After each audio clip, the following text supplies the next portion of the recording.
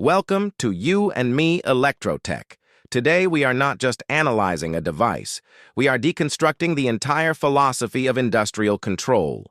We are talking about the PLC, the Programmable Logic Controller.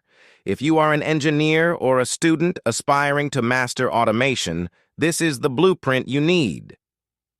Part 1. The Engineering Crisis of the 1960s. Let's go back to 1968. Detroit General Motors. The manufacturing lines were literal nightmares. Imagine a control panel with 2,000 electromagnetic relays. When a machine stopped, an engineer had to climb inside the panel with a multimeter and a flashlight to trace a single faulty connection among miles of copper wire. It was manual, dangerous, and inefficient. This is why the PLC was born. It was a cry for help from the industry. It introduced programmable logic, where the control is in the software, not the wiring. In this section, we will discuss the transition from relay-based Boolean logic to memory-based instruction execution, the foundation of all modern automation. Part 2. Deep dive into PLC hardware architecture. A PLC is a specialized industrial computer, but what makes it different from your PC? It is the determinism. We will look at the central processing unit, CPU, architecture, the difference between RISC and CISC processors in industrial settings.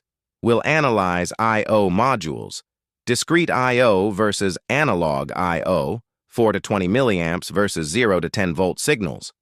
We will discuss electrical isolation, optocouplers, and why we use galvanic isolation to protect the CPU from field-side voltage spikes.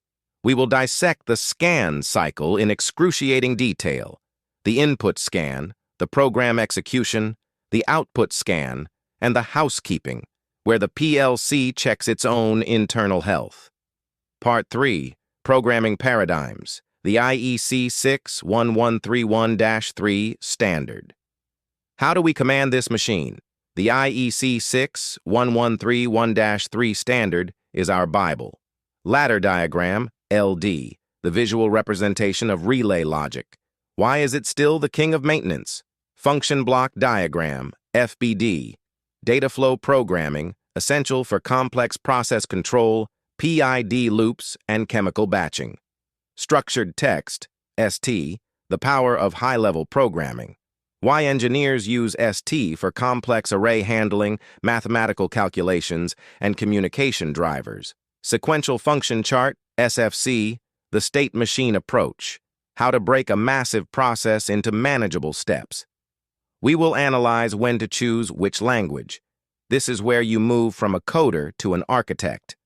Part 4. Communication Protocols and Industry 4.0 Integration.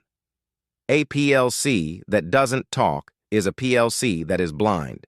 We will discuss communication protocols, Modbus TCP/IP, Profinet, Ethernet/IP, and OPC-UA. We will explain how the PLC bridges the gap between the physical sensors, the field level, and the enterprise-wide ERP systems, the management level. We will cover predictive maintenance, how to use a PLC to calculate the remaining useful life, RUL, of a motor bearing using vibration analysis, effectively moving from reactive to proactive maintenance. Part 5. Security and the Future of Automation. Finally, we address the elephant in the room, cybersecurity. PLCs were designed to be secure by isolation. Now they are connected to the internet. We will discuss IT/OT convergence, the risk of Stuxnet-style attacks, and why the future of the PLC is not just logic, but cybersecurity, cloud-native control, and AI-driven optimization. If you are serious about mastering the world of automation, you need to understand these fundamental principles. If you've enjoyed this technical depth, consider using the tools I use for my content. You can find the link to 11 Labs in the description below. Subscribe to You&ME Electrotech because we are building the next generation of automation experts.